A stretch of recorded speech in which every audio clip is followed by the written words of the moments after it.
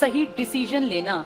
अपनी लाइफ को अब मत देखो, तुमने अब तक जो किया उससे कोई फर्क नहीं पड़ने वाला, लेकिन 2022 और 2023 में तुम जो करोगे ना, इससे तुम 2060 तक की लाइफ को प्रभावित करोगे। तुम जिस एज में हो ना, ये एज लाइफ की गोल्डन एज है।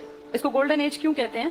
क्योंकि इस टाइम में आप में से जिसने मेहनत कर ली वो पूरी लाइफ को बेहतर बना सकता है। ये सबसे बेहतरीन एज है। इसमें दो रास्ते निकलते हैं। एक रास्ता जो हमें सही दिशा में ले जाएगा और लाइफ में सक्सेसफुल बना देगा। सक्सेसफुल होने के बाद ये होता है कि चांसेस बढ़ जाते हैं कि आपकी लाइफ आसान बन जाएगी। जैसे मान लीजिए कोई नहीं कमाता है तो उसके दुखी रहने के चांसेस बढ़ गए। कोई कमाता है, सुख दुख तो भगवान की देना ही हमारे हाथ में नहीं होते। किसी को बीमारी लग गई है, किसी को कोई दिक्कत आ गई, लेकिन अगर पैसा ना हो और दुख आ जाए तो वो दुख कई हजार गुना बढ़ जाता है। तुमने अब तक जो किया उससे कोई फर्क नहीं पड़ने वाला, लेकिन 2022 और 2023 में तुम जो करोगे ना, इससे तुम 2060 तक की लाइफ को प्रभावित करोगे। अब अगर सही रास्ता नहीं पकड़े तो अगले 40 साल, अभी तुम 20-20 साल के इर्द गिर्द हो, कोई 18 का, कोई 22 का, कोई 21 का, यही एज ग्रुप है तुम्हारा। तो तुम्हें ये बता रही हूँ, तुमसे मेरी एज लगभग डबल है। मेरी एज है 39+। और मेरा ये अनुभव है इतने सालों में कि जो इस टाइम पे सही टाइम डिसीजन ले गया ना, उसकी लाइफ बहुत बढ़िया कटती है। जैसे मैंने बताया, मैं 20 साल में नौकरी में आ गई, उसके बाद से मेरी लाइफ बेहतर बेहतर बेहतर होती चली गई। मैंने नौकरी छोड़ी थी 2015 में। कई साल जॉब करने के बाद मैंने नौकरी छोड़ दी, कारण आईसीएस बहुत बढ़ गया था। उसके बाद फिर गवर्नमेंट जॉब करना पॉसिबल नहीं रहा, तो मैंने छोड़ दी। लेकिन जब तक आईसीएस अपनी जड़ें जमा रहा था, तब तक मेरे पास एक सबसे ताकतवर चीज मेरी नौकरी थी। आप जिस टाइम पे आप अपना दूसरा काम सोच रहे थे ना करने का, उस टाइम अगर आपके पास पीछे एक बैक है तो आप फ्री रहते हैं। हम इतने सालों तक जो आईसीएस को धीरे धीरे करके बड़ा करते रहे, उसका लॉजिक ही ये था, क्योंकि पीछे एक सिक्योरिटी थी, एक सेफ्टी थी कि मेरे पास गवर्नमेंट जॉब है। तो तुम भी अगर जीवन में कुछ बड़ा भी करना चाहो ना, जैसे कई लोगों के सपने बड़े होते हैं, वो सोचते हैं कुछ बड़ा करेंगे, उस बड़े तक पहुंचने के लिए एक प्लेटफॉर्म की जरूरत पड़ती है। एवरेज घर के बच्चे को, किसी को पेंटर बनना है, किसी को गायक बनना है, किसी को डांसर बनना है, कुछ भी कर लो, लेकिन आपके पैर जमीन पर रहने बहुत जरूरी हैं। और हम आम परिवारों में पैर जमीन पर तभी टिके रहते हैं जब हमारे पास कोई काम धंधा होता है। और हमारे लिए सबसे बेस्ट है एक बार गवर्नमेंट जॉब मिल जाए, फिर अपनी मर्जी की लाइफ आप कैसे भी जी सकते हैं।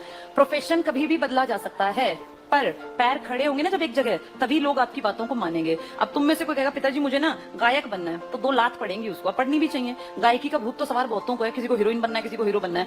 ये सब चीजें ना या तो बहुत अमीर घर में पैदा हुए हो तो चलती हैं। एवरेज परिवार में सबसे पहले पैसा कमाना सीखो, फिर उस पैसे को अपने ऊपर लगा दो। मैंने 2015 में जॉब छोड़ी तो मेरे पिताजी डिसीजन मेकर नहीं थे मेरी लाइफ के, लेकिन 2003 में जब मैंने जॉब शुरू की, तब मेरी लाइफ के सारे डिसीजन मेरे फादर लिया करते थे। जिस दिन से मुझे नौकरी मिल गई, उस दिन से अपनी लाइफ के डिसीजन मेकर मैं बन गई। तुम्हारे साथ भी होगा। अभी तुम्हारे जीवन के सारे निर्णय घर परिवार वाले लेते हैं, और लेने भी चाहिए, क्योंकि तुम उतने डेवलप नहीं हो।